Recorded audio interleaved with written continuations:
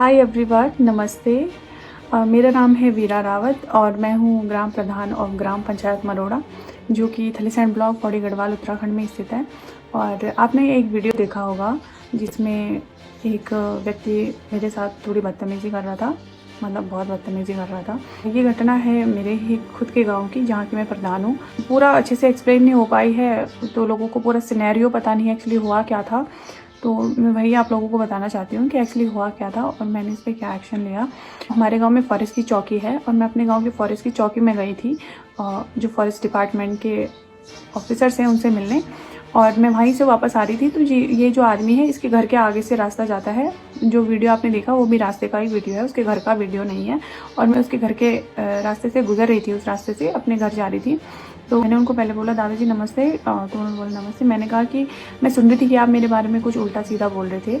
तो उन्होंने बोला कि वो पहले तो साफ मना करने लगे कि मैंने नहीं बोला, ठीक है। तो मैंने बोला कि फिर उनको सपने हुए जो मुझे बोल रहे थे कि आप मेरे बारे में ऐसा बोल रहे थे। हुआ यूँ कि वो मेरे किसी रिलेटिव के घर गए थे और उन्होंने वहाँ बोला था कि उसका चरित्र खराब है और वो आर्मियों के साथ घूमती है। थलीसैंण से आदमी जाते हैं और वो उनके साथ घूमती है। मैंने उनको बोला कि आप मुझे बताओ, अगर हमारे मुख्यालय से कर्मचारी अधिकारी आएंगे पौड़ी से, थलीसैंण से, देहरादून से, तो क्या मैं उनके साथ अब निरीक्षण पे भी ना जाऊं? या मैं भारत सरकार से रिक्वेस्ट कर लेती हूँ कि आप सिर्फ महिला अधिकारी कर्मचारी को भेजें, क्योंकि मेरे गांव के कुछ लोगों की सोच खराब है और वो मेरे चरित्र पे सवाल उठाते हैं। तो इतने में वो भड़कने लग गया और फिर उसने सीधे डंडा उठाया मुझे मारने के लिए।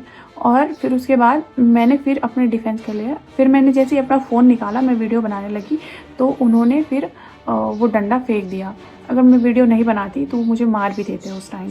और पुलिस ने भी अच्छा कोऑर्डिनेट किया। जब मैंने उनको कॉल किया तो उसके बाद वो तुरंत रात को ही मेरे गांव में पहुंच गए थे और उनके घर पे गए और उन्होंने बोला कि ये आदमी कुछ ज़्यादा ही बूढ़ा है, इसको हम अभी लेके नहीं जा सकते। अगर इसको थाने में कुछ हो गया तो फिर हमारे ऊपर ही सारी बात आएगी और इतनी ज़्यादा इसकी उम्र है, हम इसको ऐसे अरेस्ट नहीं कर सकते हैं।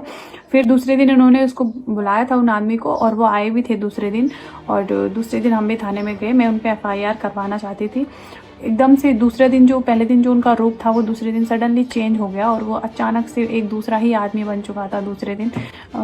फिर बीच में अजीब, मतलब मुझे समझ नहीं आया ये आदमी क्या दिमाग से थोड़ा सा पागल है, मुझे ऐसा फील हो रहा था उस टाइम। क्योंकि कभी बोल रहा है मुझे माफ़ कर दो, कभी बोल रहा है कि मैंने अपने बाप को हाथ नहीं जोड़े तो मैं तुझे हाथ जोड़ूंगा, और बोल रहा है अपने हाथ में एक कंगन था उसके हाथ में, मुझे ये कंगन दिखा रहा है और बोल रहा है कि ये कंगन देख रही है, ये देवता आता है, मुझ पर देवता आता है। मैंने कहा भाई ये तुम पे देवता आता होगा तो इस चीज़ का तुम मुझे घमंड क्यों दिखा रहे हो?